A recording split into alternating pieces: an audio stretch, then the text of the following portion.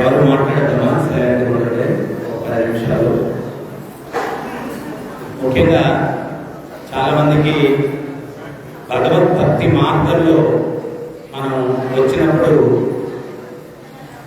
సమాజానికి ఏం జరుగుతుంది అనేటువంటిది చాలా పెద్ద సందేహంగా ఉంటుందన్నమాట.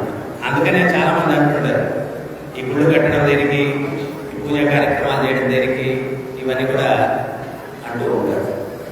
ముఖ్యంగా భగవద్భక్తి మార్గంలోకి వచ్చిన తర్వాత మనిషి నడవడికలో మార్పు వస్తుంది. ఇప్పుడు కొంతమంది మాలలు వేసుకున్నారు. మాలలు ఎందుకు వేసుకున్నారు? కొన్ని వదిలేయడానికి వేసుకున్నారు. ఆ మాలగా వేసుకోకపోతే ఆ మండలం రోజులు కూడా చేసే పాపాలు చేస్తూ ఉంటారు. దానివల్ల సమాజానికి నష్టం కలుగుతూ ఉంటుంది. మీరు ఒక మండలమో, అర్ధ మండలమో, పావు మండలమో మాల వేస్తారు. ఇక్కడ ఇస్కాన్లో ఏంటి అంటే జీవిత మాల ఉంటుంది. వాళ్ళు ఒకసారి మాల వేస్తే ఇంక జీవితాంతం ఎటువంటి దుర్వ్యసనాలకి పోకుండా వాళ్ళ జీవితాన్ని గడపాలి. దానివల్ల సమాజానికి ఉపయోగం ఉందా లేదా చెప్పండి. ఉందా లేదా? తాగుడు మానేశారు, వ్యభిచారం లేదు, జూదం లేదు, మద్యం లేదు. ఈరోజు సమస్యలన్నీ సమాజంలో వీటి వల్లే కదా. అవి దూరం పెట్టేశారనుకోండి, ఆరోగ్యం బాగుపడుతుంది, ఆర్థిక పరిస్థితి, సంఘంలో గౌరవం ఉంటుంది, మానసిక స్థితి బాగుంటుంది, ఆధ్యాత్మికంగా కూడా మళ్ళా ఈ గుడి ప్రపంచంలో ఉండకుండా భగవంతుడిని చేరుకునే దానికి అవకాశం ఉంటుంది. సో అందువల్ల ఆధ్యాత్మిక చింతన ఆ వ్యక్తిలో కరుణను తీసుకొస్తుంది. కరుణ. కొండ మీద అనంత ఆళ్వారని చెప్పి ఉండేవాళ్ళంట. ఆయన రోజు ప్రచారం చేయడానికి కొండ దిగి వేరే ఊరికి వెళ్ళారంట. మాట్లాడద్దు నాయన బాబు, హరే కృష్ణ. సో కొండ దిగి ఆయన శిష్యులతోటి ప్రచారానికి వెళ్తున్నారంట. కొంత దూరం వెళ్ళిన తర్వాత భోజనం సమయం అయింది. వాళ్ళు ఇంత ముందు రోజుల్లో ఈ మూటలు కట్టుకొని భోజనాలు తీసుకెళ్లేవాడు. ఆ భోజనం మూట ఇవ్వబోతుంటే దాంట్లో నుంచి చీమలు గుర్తించాడు ఆయన. చీమలు గుర్తించి అందరి శిక్షతో ఏం చెప్పాడంటే, మనం మళ్ళా కొండ మీదకి వెళ్ళిపోవాలన్నాడు. మనం వచ్చిన పని అవ్వలేదు కదా గురువు గారు, ప్రచారం జరగలేదు, మళ్ళీ వెళ్ళిపోవాలంటున్నారంటే ఏం మాట్లాడుతారండి అని చెప్పి అందరినీ మళ్ళీ కొండ మీదకి తీసుకెళ్ళిపోయి, ఆ కొండ మీదకి తీసుకెళ్ళిన తర్వాత ఆ అన్నం ఉన్నటువంటి మూటల్లో ఉన్నటువంటి చీమల్ని అది విప్పేసి అక్కడ వదిలేశాడు కొండ మీద. శిష్యులకి ఏం అర్థం కాలేదు. ఈ చీమల్ని మళ్ళా తిరిగి కొండ మీద వదలడానికి ఎంత కష్టపడి మళ్ళీ మనం వాళ్ళని కొండకి ఇచ్చేసాడు గురువు గారు అని చెప్పి అడిగారనమాట. అప్పుడు అనంతాలు వారు చెప్పారు, నేను ఒక రోజు పూలు కోసుకొని మందిరానికి వస్తూ ఉంటే దాదాపు ఒక పులి అనారోగ్యంతో బాధపడుతూ ఉండేది. దాన్ని చూసి నాకు కరుణ వచ్చింది.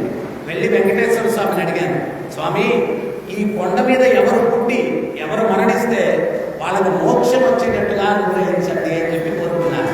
అప్పుడు వెంకటేశ్వర స్వామి నవ్వుతూ ఏమన్నారంటే, ఆ పులిని చూసి కరుణ వచ్చింది నీకు, దాని ఆరోగ్యం బాగుంటే అది నిన్ను తినేసి ఉండేది, కానీ ఆ క్రూర జంతువు మీద కూడా కరుణ చూపించావు, నీ కోరిక నేను తదాస్తు అని చెప్పి ఎవరు పుట్టి మరణించినా కానీ వారికి మోక్షం ఇస్తానన్నారు. సో ఈ చీమలు కొండ చీమలు, వాటిని తీసుకొని నేను ఎక్కడ వదిలేస్తే ఆ మోక్షం పొందే అవకాశాన్ని అవి కోల్పోతాయి. అందుకని చెప్పి మళ్ళా చీమలన్నింటినీ కూడా తిరిగి కొండ మీదకి తీసుకొచ్చి వదిలిపెట్టాను అని చెప్పి అనంతాలు చెప్పారన్నమాట. సో భక్తులలో ఈ రకమైనటువంటి కరుణ ఉంటుంది. ఎప్పుడైతే మనం భక్తి మార్గంలో ఉంటామో ఆటోమేటిక్గా స్లోగా ఈ హృదయం రాతి లాంటి హృదయం కరుగుతుంది, మార్పు వస్తుంది. మీకు కూడా హృదయాలు మారాలా చెప్పండి. ఎంతమంది హృదయాలు మారాలనుకుంటున్నారు? మన ఇంట్లో సమస్యలన్నీ కలియుగం కదా మనం ఉండేది. కలి అంటే నిర్వచనం ఏం చెప్పారో తెలుసా? కొట్లాటలకి కపటానికి యుగం అంటారు. చిన్న చిన్న విషయాలకు కొట్లాడుకుంటారు. చిన్న విషయమే. ఇంటికి యజమాని వచ్చేసరికి అమ్మగారు డోర్ తీస్తారు కాలింపల్లి కొట్టగానే. ఆయన చేతిలో కూరగాయల సంచి కనపడకపోతే ఈరోజు మనం కూరగాయలు మర్చిపోయారా? ఆయన అంటాడు, 24 గంటలు నీ కూరగాయలు కోలే, నా ఆఫీస్లో ఎంత ప్రాబ్లం ఉందో నీకేం తెలుసు, అసలు ఎంత ఉదయం నుంచి రాత్రి దాకా బాస్ తలకై తినేస్తా ఉన్నాడు, నీకు అయ్యేం పట్టవు, 24 గంటలు నీ కూరగాయలు. ఇంకో రకంగా కూడా మాట్లాడుకోవచ్చు కదా. ఏంటంటే ఈరోజు కూడా కూరగాయలు మర్చిపోయారా? అబ్బే పని ఒత్తిడి చాలా ఉంది, మర్చిపోయాను, ఎప్పుడు తీసుకొచ్చేస్తాను, ఏ పని అయిపోతాయి నిమిషాలు, ఇది బాగుంటుంది కదా. అంటే మనం ఇంకోటి కూడా ఉందిలేండి, మీరు పులి దగ్గరికి గుడ్ మార్నింగ్ పులి అని వెళ్ళండి, అదేం చేస్తుంది? మనం పులులు తినేది మనం తింటున్నాం ఈ మధ్యకాలంలో ఎక్కువగా, అందుకని మనం కూడా పులులాగా తయారయ్యాం. అది గాండ్రిస్తుంది, మనం కూడా గాండ్రింపులు, గర్జనలు ఇవైపోయాయి. అంటే దీన్ని శాకాహారం తగ్గించేసాము, మాంసాహారం ఎక్కువైపోయింది.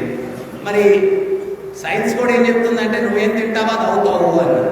నువ్వేం తింటావా అది అవుతావు, తినేదాన్ని బట్టి. ఇప్పుడు స్కూటర్లో పెట్రోల్ పోయాలనుకోండి, కిరోసిన్ పోస్తే ఏమవుతుంది? కాలుష్యం జరిగిపోతుంది.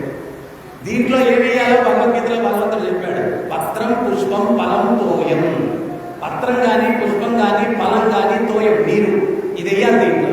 మనం ఏం చేస్తున్నాం? కుక్క, పిల్లి, ఎలుక, బొద్దింక ఇవన్నీ వేసేస్తాం. దీంతో ఏమవుతుంది? మన చైతన్యం కూడా కలుషితం అవుతుంది. సో అందువల్ల మనం మనలో మార్పు రావాలా అంటే పూర్వానికి అంటే భగవత్ చింతన ఎట్లా మార్పు తీసుకొస్తుందో మీకు ఒక ఉదాహరణ ఇస్తాను. ఒక మంత్రికి రాజు చెప్పాడంట, అరే మన రాజ్యం అంతా ఎత్తికి ఒక వైరాగ్యమూర్తిని పట్టుకురా, అర్ధరాజ్యం ఇచ్చేస్తాను వాడికి అన్నాడు. రాజు చెప్పిన మాటలకి మంత్రి వెళ్ళి ఎతికాడు, వైరాగ్యమూర్తి ఎక్కడ కనపడలేదు. నేను అప్పుడప్పుడు చెప్తూ ఉంటాను, ఎవడో జీవితంలో విరక్తి కలిగి చనిపోవాలనుకున్నాడంట. ఎక్కడ చనిపోదామంటే రైల్వే ట్రాక్ దగ్గరే కదా, రైలు కింద పడి చనిపోదామని చెప్పి వాడు రైలు కింద పడి చనిపోవడానికి వస్తున్నాడంట. ఒక భక్తుడు ఎదురెళ్ళాడంట, ఏంట్రా మొహం చూస్తే ఏదో చాలా విరక్తి కలిగినట్టుంది, ఏంటి కథ అన్నాడంట. జీవితంలో అన్ని కష్టాలు ఇంకా బతకూడదు అనుకున్నాను, చనిపోవాలనుకున్నాను అన్నాడంట. మరి ఎక్కడ చనిపోవాలనుకుంటున్నావు అన్నాడంట. రైల్వే ట్రాక్ దగ్గర కదా, ట్రైన్ కింద పడి చనిపోదాం అనుకున్నాను అన్నాడంట. వాడి చేతిలో 7 క్యారీర్ ఉందంట. ఒరే ట్రైన్ కింద పడి చనిపోవాలనుకున్నావు, మరి 7 క్యారీర్ ఏంట్రా, దాని కథ ఏంటి అన్నాడంట. అప్పుడు వాడు అన్నాడంట, ట్రైన్ లేట్గా వస్తే ఆటలు చావమంటారు ఏంటి, క్యారీర్ తెచ్చుకున్నాను అన్నాడు. వాడు చనిపోవాలని డిసైడ్ అయిపోయాడు, క్యారీర్ తెచ్చుకున్నాడు. వైరాగ్యం అంటుంటుంది మనలో. సో ఎవరిని వెతికినా కానీ వైరాగ్యమూర్తి కనపడలేదు. అప్పుడు ఒకరిని పట్టుకొని నువ్వు వైరాగ్యమూర్తిలాగా నటించు, అయితే ఎప్పుడు వైరాగ్యమూర్తిలాగా నటించినా నమ్మబలకాలంటే ఆ భగవత్ నామాలు చెప్పాలా, కృష్ణ రామ గోవింద చెప్పాలా, లేకపోతే నమ్మరా బాబు, నువ్వు ఆ నామాలు చెప్తూ నటించాను. ఆయన రాజుగారి దగ్గరికి తెచ్చి నిలబెట్టాడు. రాజ్యం అంతా ఎందుకైనా వైరాగ్యమూర్తి నాకు అనిపించలేదు అన్నాడు. అంటే అప్పుడు సరే మన అంతఃపురం ఇవ్వండి ఉండడానికి అన్నాడు. వీడు కృష్ణ రామ గోవింద, అంతఃపురం ఇవ్వండి నాకు దేనికండి, చిన్న పన్న కుటీరం ఉంటే చాలన్నాడు. చిన్న పన్న కుటీరం ఏర్పాటు చేశాడు. తర్వాత ఎప్పుడు ఆశ చూపించినా వీడు కృష్ణ రామ గోవింద అంటూనే ఉన్నాడు. వీడికి ఫైనల్ పరీక్ష ఒకటి పెట్టాలని చెప్పి రాజుగారు ఏం చేశారంటే ఆయన పిలిచి తన అందమైన కుమార్తెను పిలిచి ఈ అమ్మాయిని నీకు ఇచ్చి పెళ్లి చేయాలనుకుంటున్నాను అన్నాడు. వీడు కృష్ణ రామ గోవింద, ఈ వివాహం ఇవన్నీ నాకు దేనికండి, ఈ వివాహం ఇవన్నీ నాకు దేనికండి. మన ఎవరో ఒక ఆయన అడిగాడు, గురుగారు ఆడవాళ్ళు పెళ్ళయిందే లేదా అనేది గుర్తుపట్టచ్చు, మంగళసూత్రం ఉంటుంది, చేతిలో మెట్టెలు ఉంటాయి, మగోడికి పెళ్ళయింది లేదు ఎట్ట గుర్తించాలి గురుగారు అని అడిగాడు. ఎవరి మొహం ఏడు మొహం ఉంటుందో వాడికి పెళ్ళయిందని ముందు పెట్టుకుంటారు, ఎవరి మొహం ఏడు మొహం ఉంటుందో వాడికి పెళ్ళయిందని ముందు పెట్టుకో అని. సో వీడికి పాప ఇతనికి అవన్నీ తెలిసినట్టున్నాయి. ఇతనికి నాకు పెళ్ళొద్దు ఏముందండి కృష్ణ రామ గోవింద, ఇంత అందమైన కుమార్తె నుంచి పెళ్లి చేస్తానంటే వద్దన్నాడంటే వీడు నిజంగానే వైరాగ్యం గుర్తున్నట్టున్నాడు. మంత్రిని పిలిచి అర్ధరాజ్యం ఇచ్చేస్తాను. ఇతనేమో కృష్ణ రామ గోవింద నాకు దేనికంటే అర్ధరాజ్యం. రాజు ఏమంటున్నాడంటే ఇంత వైరాగ్యం గుర్తి చూసిన తర్వాత మిగిలిన అర్ధరాజ్యం నాకు దేనికి, పూర్తి రాజ్యం వీడికి ఇచ్చేస్తాను అన్నాడు.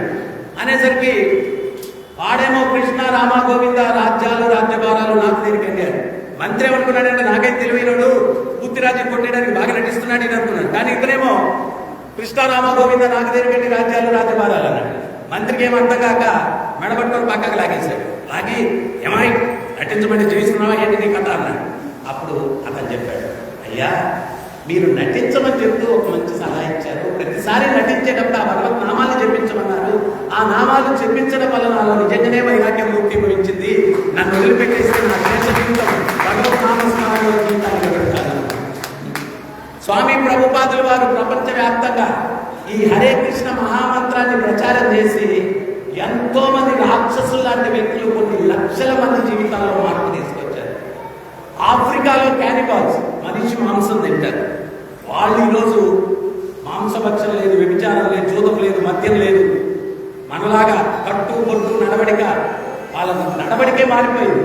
నేను మన కార్తీక మాసంలో బృందావనానికి వెళ్తే కొన్ని వేల మంది అన్ని దేశాల నుంచి కూడా ఇట్లాగా భక్తుల్లాగా వేషం వేసుకొని, దోవతీలు కట్టుకొని, కుర్తాలు వేసుకొని, బోడి కొట్టుకుని, పిలక పెట్టుకుని, ఈ నామాలు పెట్టుకుని కొన్ని వేల మంది అక్కడ బృందావనంలో కనిపించారు. మనం మన సాంప్రదాయం వదిలేస్తా ఉన్నాం, కానీ ప్రపంచమంతా కూడా దాన్ని అనుసరిస్తూ ఉంది. అది ఎవరు చేయగలిగారు అంటే ఇస్కాన్ సంస్థాపకాచార్యులు స్వామి ప్రభుపాదుల వారు ఈ హరే కృష్ణ మహామంత్రాన్ని, భగవద్గీతని ప్రపంచమంతా ప్రచారం చేసి అన్ని దేశాల వారిని కూడా ఆయన మార్పు తీసుకుని వచ్చారు. సో అందువల్ల ముఖ్యంగా మీకు విషయం చెప్తాను. నేను ఈరోజు పాదచారుల నుంచి అంతరిక్షం దాకా టెక్నాలజీ పెరిగిపోయింది, అవునంటారా కాదంటారా? కానీ మన పూర్వీకులతో పోల్చుకుంటే మన తాత, మన తండ్రి గారు, వాళ్ళందరి జీవితాలు ఎట్లున్నాయి, మన జీవితాలు ఎట్లున్నాయి? వాళ్ళు ఎంతో సంతృప్తికరమైన, ఆనందకరమైన జీవితాలు గడిపారు. ఎందువల్ల అంటే వాళ్ళ మధ్యలో ప్రేమ ఉంది. మన మధ్యలో ఇప్పుడు వ్యాపారం ఉంటుంది. వ్యాపారం ఉంటుంది. నువ్వేమిస్తావు, నేనేమిస్తాను. భార్యాభర్తల మధ్య కూడా నువ్వేమిస్తావు, నేనేమిస్తాను. ఇంతకు ముందు రోజుల్లో ఆశించేది ఏం లేదు. ముఖ్యంగా భార్యాభర్తలు అంటే ఆనందానికన్నా కష్టాలు పాలు పంచుకునేవాడు, షేర్ చేసుకునేవాడు. భర్త కష్టం అంటే భార్య అండగా నిలబడేది, భార్య కష్టం అంటే భర్త అండగా నిలబడేటువంటి వారు. అటువంటి వాతావరణం. దానికి కారణం ఏంటి అంటే అప్పుడు ఉన్నది ఇప్పుడు లేనిది ఆధ్యాత్మికత. గుళ్ళు గోపురాలు నిండిపోతా ఉన్నాయి, జనాలు పులోమని వచ్చేస్తున్నారు. గుళ్ళు గోపురాలకు దేనికి వస్తున్నారంటే ఆ ప్రేమతత్వాన్ని పెంపొందించుకునే దానికి కాదు. కోరికలు వచ్చేసి అదో స్వామి నాకు అది కావాలా, నాకు ఇది కావాలా, అవి ఏమన్నా అవుతాయేమో అని ఆశతో వస్తున్నారు. కానీ నిజంగా హృదయంలో మార్పు తెచ్చుకోవాలా, ప్రేమతత్వాన్ని పెంపొందించుకోవాలా అని మాత్రం కాదండి. మీకు ఒక కథ చెప్తాను. ఒక ఇల్లాలు ఇంటిలో నుంచి బయటకు వచ్చిందంట. 3 వ్యక్తులు కూర్చొని ఉన్నారు. ఎవరండి మీరని అడిగింది. ఒక ఆయన చెప్పాడు నేను ప్రేమ స్వరూపం అన్నాడు, ఇంకొక ఆయన నేను సంపద స్వరూపం అన్నాడు, ఇంకొక ఆయన విజయ స్వరూపం అన్నాడు. ఆమెది భోజనం చేసినట్లేరు, ఇంట్లోకి రండి అని అడిగింది. ఆయన ఏమన్నారంటే యజమాని లేడు కదమ్మా, యజమాని లేనప్పుడు వస్తే బాగోదు, ఆయన వచ్చిన తర్వాత పిలవండి వస్తాము అని చెప్పారు. యజమాని వచ్చిన తర్వాత భోజనం పెట్టి చెప్పింది, మన ఇంటి ముందు 3 స్వరూపాలు కూర్చొని ఉన్నారు, ఎవరిని పిలుద్దాం ఇంట్లోకి అని. అప్పుడు యజమాని మంటైపోయి, ఏమే సంపద స్వరూపాన్ని పిలవే అన్నాడు. ఆమె సంపద ఉండి విజయం లేకపోతే ఏం ఉపయోగం అండి అని. వాళ్ళకు కుమార్తె ఉంది, చిన్నపిల్ల.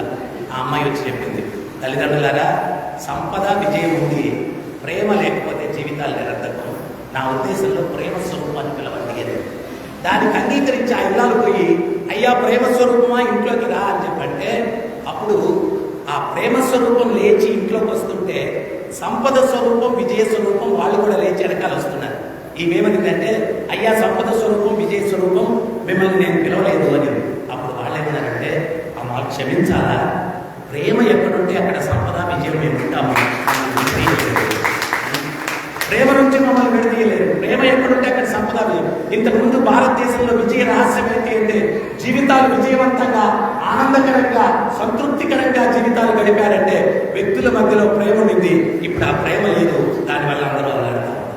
సో ఎవరైనా కఠినంగా మాట్లాడారు అంటే ఏమంటారు, వాడి హృదయం రాతి హృదయం అంటారా, stone heart and fellow. So ఆ స్టోన్ కరగాలంటే ఒక ఉపాయం చెప్తాను, చేస్తారా? హనుమంతుడు పుట్టి 7 రోజులైందంట. 7 రోజులైతే అంజనాదేవి చక్కగా స్నానం చేయించి ఆమె బట్టలు వేసుకుందంట. ఈ లోపల మంచి కీర్తన వినిపించిందంట. కీర్తన వినిపిస్తే హనుమంతులు వారు అడిగారంట, ఎవరమ్మా పాడేది చాలా మధురంగా ఉంది అని. నారదముని, నాయన దేవర్షి నారదముని ఆయన పాడుతున్నాడు. హనుమంతుల వారి తల్లి దగ్గర నుంచి అదృశ్యమైపోయి నారదముని ముందు ప్రత్యక్షమై నమస్కరించుకున్నాడు. నారదుల వారు, ఏ హనుమ 7 రోజులు ఏం చేసావు పుట్టి అన్నాడు. స్వామి పుట్టకనే ఆకలేసింది, ఆకాశంలోకి చూస్తే సూర్యుడు పడులా కనిపించాడు, మిక్కడానికి వెళ్ళాను, కూర్చుండి మాడిపోయినాడు. మరి దేవతలందరూ యుద్ధం చేశారు నాతోటి, వాళ్ళందరూ ఒక్కొక్కరు ప్రసన్నమైపోయి వరాలు ఇచ్చారు. మరి నా నుంచి నీకేం వరం కావాలి నాయన అని నారదులు. వాళ్ళెవ్వరూ ఇవ్వని వరాన్ని నాకు ఇవ్వు స్వామి అన్నాడు. అప్పుడు నారదులు వారు అన్నారు, సదా హరిని కీర్తిస్తూ ఉండు నాయన అని చెప్పన్నాడు. ఎప్పుడైతే ఆ వరం ఇచ్చాడో ఈయన ఏం చేశాడంటే, రఘుపతి రాఘవ పతిత పావన సీతారామ.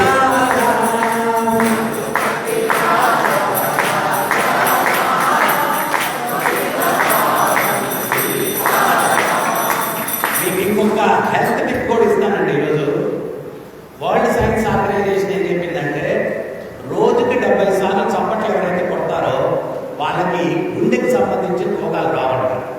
మన పూర్వీకులందరూ సాయంత్రం అయితే టీవీ లేవు, వాళ్ళు ఊర్లో ఉండే గుడి దగ్గరికి పోయి అక్కడ ఎవరో సాధువులు భజన చేస్తుంటే కొంచెం చప్పట్లు కొట్టుకెళ్ళాడు. వాళ్ళు చప్పట్లు బాగా కొట్టేసరికి వాళ్ళ గుండె బాగా కొట్టుకుంటూ ఉండేది. మనం ఇప్పుడు భజన లేదు, చప్పట్లు లేదు, మనం చప్పట్లు కొట్టేది లేదు, ఇవి కూడా కొట్టుకోవడం ఆగిపోతాం.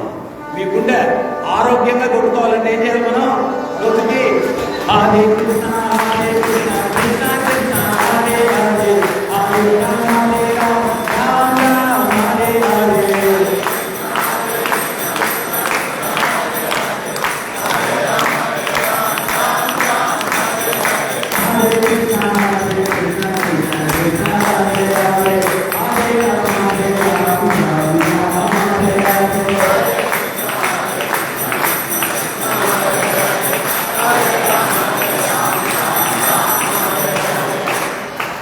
ఇక్కడ ప్రవచనం అయిపోయిందనే అక్కడ మంత్రకారులు ఉంటాయి, అవి తీసుకెళ్ళి రోజు 70 సార్లు ఆ నామం చేసుకుంటూ చప్పట్లు కొట్టండి. ఇంట్లో మీ పూజ గది ముందు కూర్చొని మీరు మళ్ళా ఆనందం ఊరికి చప్పట్లు కొట్టుకున్న స్వామి నామం దేనికి? సున్నాలు ఏం పెట్టుకున్న విలువ లేదు. 1000 సున్నాలకు విలువ ఉందా? 1,00,000 సున్నాలకి ఆ పక్కన ఒక్కటి చేరిస్తే అన్ని సున్నాలకు విలువ వస్తుందా? ఆ నామం చేస్తూ చప్పట్లు కొడితే అప్పుడు మీ జీవితం సార్థకమైపోతుంది. సో ఆయన కీర్తన చేస్తుంటే హనుమంతుల వారు నారదుల వారు బండ మీద కూర్చొని ఇంకో బండ మీద వీణ పెట్టారు. వీణ పెట్టేసరికి హనుమంతుల వారు పాడే కీర్తనకి ఆ వీణ పెట్టినటువంటి బండ కనిగిపోయి నీళ్ళలాగా అయిపోయింది. ఆ వీణ దాంట్లో తీరుతా ఉంది. కొన్ని గంటలు అట్లా మైమర్చిపోయారు ఎవరు? నారదుల వారు హనుమంతుల వారి కీర్తనలు. అప్పుడు తేరుకొని, అయ్యా హనుమాయి కాపు, నేను ఒక్కడే మీడియా మ్యాన్ని, వార్తలన్నీ లోకాలను తీసుకెళ్లాలా, ఒక్క దగ్గరే నువ్వు పెట్టి నన్ను కట్టిపడేస్తే ఎట్లాగా, ఆపవయ్యా కీర్తన అన్నాడు. కీర్తన ఆపాడు. కీర్తన ఎప్పుడైతే ఆపాడో ఆ ద్రౌపదాతగా మారిన బండ వల్ల గణపదార్థం అయిపోయింది. అది వీణ దాంట్లో చిక్కుపోయింది, ఎత్తితే రావట్లేదు. చాలా మంది అడుగుతారు నన్ను, నామం చేయమంటున్నారు గురువుగారు, ఎంతకాలం చేయాలా? ప్రతిరోజు చేస్తే ఇది సాఫ్ట్గా ఉంటుంది, ఎప్పుడు ఆపేస్తే మళ్ళా గట్టిగా అయిపోతుంది, బండ అయిపోతుంది, ఈ హృదయం బండ అయిపోతుంది. సో రోజు సాఫ్ట్గా ఉండాలా, నా జీవితం స్మూత్గా నడవాలంటే రోజు నామం చేయాలి, రోజు నామం చేయాలి. సో ఈయన నారదుల వారు మళ్ళా పాడు, నా వీణ తీసుకోవాలన్నాడు. హనుమంతుల వారు ఏం చేశారు? ఒక గది ఇంట్లోకి పరిగెత్తుకుంటూ వెళ్ళారు. ఈయన వెనకాల పరిగెస్తున్నారు. ఆపయ్య ఆపయ్య అంటే ఆగట్లేదు. ఒక గదిలో నుంచి ఇంకో గదిలోకి, ఇంకో గదిలో నుంచి ఇంకో గదిలో, ఇల్లంతా తెప్పించేస్తా ఉన్నాడు. నారదుల వారు వెనకాల పరిగెస్తున్నారు. అంజనాదేవి చూసింది. చూసి నారదుల వారికి నమస్కరించుకుని, ఏంటి స్వామి అంటే జరిగింది చెప్పాడు. అప్పుడు హనుమంతుల వారిని గట్టిగా పిలిచింది. ఏ హనుమాని అమ్మ దగ్గరికి వచ్చాడు. సాధువులతో వేళాకొలాలు ఆడచ్చా, వెటకరాలు ఆడచ్చా, ఏంటి పరిగెత్తి చేస్తున్నావు అంటే, అప్పుడు హనుమంతుల వారు చెప్పారు, అమ్మా మీ ముఖ పద్మముల నుంచే విన్నాను, ఇటువంటి మహాత్ములు పాదం ఎక్కడ సోకితే ఆ ప్రదేశం పుణ్యతీర్థం అవుతుందని, ఇల్లంతా చూపిస్తే ఇల్లు ఒక పుణ్యతీర్థం అవుతుందని చెప్పి ఇల్లంతా చూపిస్తున్నాను, ఆయన వెటకారం కాదు, వేళాకొలం కాదమ్మా అన్నాడు. సో అట్లాగా స్వామి ప్రభుపాదుల వారి మహానుభావుడు, ఆయన ఎక్కడికి వెళ్తే అక్కడ రాధాకృష్ణ మందిరాలు వెలిసాయి. ఆయన 108 మందిరాలు 10 సంవత్సరాల్లో నిర్మాణం చేశారు. ఈరోజు ప్రపంచం అంతా కూడా 3-4 వేల కృష్ణ మందిరాలు ఉన్నాయి. ఆయన చూపించిన మార్గం ఇది. సత్మార్గంలో మీరేంటి అంటే, ఉద్యోగాలు, వ్యాపారాలు ఏం మానకు, ధర్మంగా అవన్నీ చేసుకోండి. ఇస్కాన్ ఏం చెబుతుందంటే, చెడుకు సన్యాసం ఇవ్వండి, చెడును వదిలేయండి. ఎందువల్ల అంటే, every action there is an equal and opposite reaction. సాధువు కనపడంగానే మనం ముఖం దిగాలుగా పెట్టుకుని వెళ్తాం. గురువుగారు అంటారు, శిష్య నీకు చాలా కష్టాలు ఉన్నాయి నాయన. గురువుగారండి మీకు ఎట్లా తెలిసిందండి? నాకు కూడా ఉన్నాయి ఎంత తెలుసు. సో కష్టాలకు కారణం ఏంటి? మనం చేసే కర్మలే. మామిడి విత్తనం వేస్తే మామిడి చెట్టే వస్తుంది, సపోటా చెట్టు రాదు. పాపం పని చేస్తే దాని ఫలితం దుఃఖం వస్తుంది, పుణ్యం పని చేస్తే దాని ఫలితం సుఖం వస్తుంది. ఆధ్యాత్మిక చింతన ఏం చేస్తుందంటే, నువ్వు పాపం చేయకుండా నేను ఎప్పుడైతే నియంత్రిస్తే నీకు అన్ని మంచిగా జరుగుతాయి. అంతేగాని సోమవారం పూజ చేస్తే మంగళవారం అట్ట కదా. ఇది అర్థం చేసుకోండి, మోసపోవద్దు. ఎవరైనా చెప్తే మీకు అది చేస్తే మంచిది అయిపోతుంది, మీ నడవడికలో మార్పు రానంత వరకు మీకు ఏమీ మంచి జరగదు. రాసి పెట్టుకోండి, 100% ఇది అన్నమాట. సో అందువల్ల మీ నడవడికలో మార్పు రావాలంటే సత్సంగం చేయాలా, ఇటువంటి వినాలా, ఆ విన్నది మన జీవితంలో ఉపయోగించుకోవాలా, మన నడవడికలో మార్పు తెచ్చుకోవాలా. అప్పుడు మనం చేసే ప్రతి పని మంచి అవుతుంది. మంచి పని చేస్తే ఎవరికి దుఃఖం రాదు. అర్థమైందా? ఎంతమందికి అర్థమైంది? నామం చేస్తారా అందరూ? 2 చేతులు ఎత్తండి. హరే కృష్ణ హరే కృష్ణ కృష్ణ కృష్ణ హరే హరే హరే రామ హరే రామ రామ రామ హరే హరే హరే కృష్ణ హరే కృష్ణ కృష్ణ కృష్ణ హరే హరే హరే రామ హరే రామ రామ రామ హరే హరే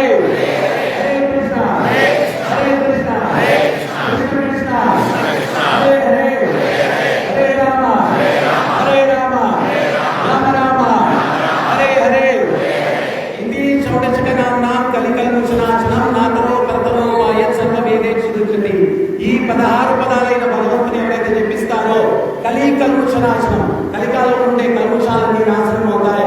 నాతరో భర్తరో పాయత్ సర్వ వేదేషు రుచతి. వేదాలు మొదటి నుంచి చివరి దాకా తిరగవేసిన ఇంతకు మించిన తరుణము వాయువు లేదు అని చెప్పి శాస్త్రాల్లో చెప్పడం జరిగింది. ప్రతినిత్యం చెప్పించండి, ఆనందించండి. ఇంకో ముఖ్యమైన విశేషం ఏంటి అంటే మనకు గీతా జయంతి రాబోతుంది. 1వ తేదీనే కదా, 1వ తేదీ డిసెంబర్ 1వ తేదీ గీతా జయంతి. శాస్త్రాలు ఏం చెప్తాయంటే ఈ గీతని ఎవరైతే ఇతరులకు ఇస్తారో వాళ్ళు 1000 గోవులు దానం చేసిన దాంతో ఫలితం. ఒక గీత ఎవరికైనా దానం ఇస్తే భగవంతుడి గీతలో కూడా చెప్తున్నాడు, ఎవరు నాకు మిక్కిలి ప్రీతి పాత్రుడు అంటే ఏదం పరమం ముఖ్యం మద్భక్తేష్వవిదాశతి భక్తి మయీ పరాత్మత్వం మమే వైశేష సంశయ. ఈ పరమ రహస్యాన్ని ఇతరులకు ఎవరైతే ఇస్తున్నారో వాడు నాకు మిక్కిలి ప్రీతి పాత్రుడు, తప్పక నన్ను చేరుకుంటాడని చెప్పి భగవంతుడు చెప్తున్నాడు. అందువల్ల ఈ యొక్క భగవద్గీత మీరు ఒక్కటన్నా మీ ఫ్రెండ్స్కో మీ కుటుంబానికో మీరు దానం ఇవ్వండి. 1వ తేదీ తీసుకొని వెళ్ళి మీరు ఎంతో పుణ్యాన్ని మీరు దాని ద్వారా సంపాదిస్తారన్నమాట. తర్వాత ఇంకొక ముఖ్యమైనటువంటి విశేషం ఏంటి అంటే మనకు భక్తులు రావడానికి పోవడానికి అక్కడి నుంచి తిరుపతి రావాలా, ఇటు సైడ్ నుంచి రావాలా. ఈ ఎదురుగా రైల్వే ట్రాక్ కింద ఒక మార్గాన్ని ఇవ్వమని చెప్పి గవర్నమెంట్ మనం రిక్వెస్ట్ చేస్తున్నాము. అందరికీ అనుకూలంగా ఉంటుంది రావడానికి పోవడానికి అని. దానికి సంతకాల సేకరణ అని చెప్పి ఒక పుస్తకం అక్కడ పెట్టామన్నమాట. ఆ లెటర్ రాసి దాని కింద మీరందరూ కూడా మీ పేరు రాసి మీ ఫోన్ నెంబర్ రాసి మీ యొక్క సిగ్నేచర్ చేయండి. అది 1000 మినిమం అయితే అది గవర్నమెంట్కి రిప్రజెంటేషన్ ఇవ్వాలని చెప్పి అనుకుంటూ ఉన్నాం అనమాట. సో దాంట్లో కూడా భాగస్వాములు కండి. ఖచ్చితంగా ఈ యొక్క గీతని మాత్రం ఒక్కటన్నా తీసుకుని వెళ్ళి 1, 2 మీ శక్తి కొద్దీ మీ యొక్క బంధువులకి స్నేహితులకి పంచి మీరు యొక్క గొప్ప పుణ్యాన్ని మీరు పొందండి. హరే కృష్ణ.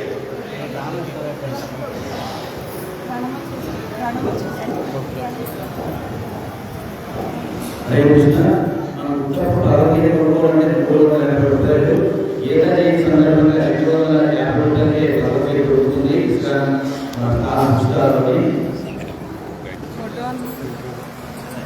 ఇలా తిరగమన్నా ప్రభు, అలా తిరగమన్నా, అలా తిరగండి.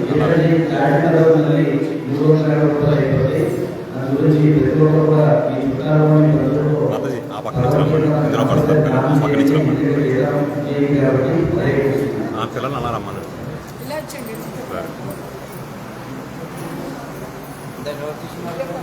మళ్ళీ ఇమ్మనండి, మళ్ళీ ఇమ్మను.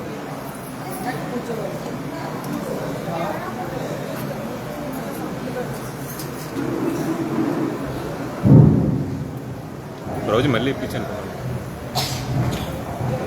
పిల్లలకి ఇప్పించాను.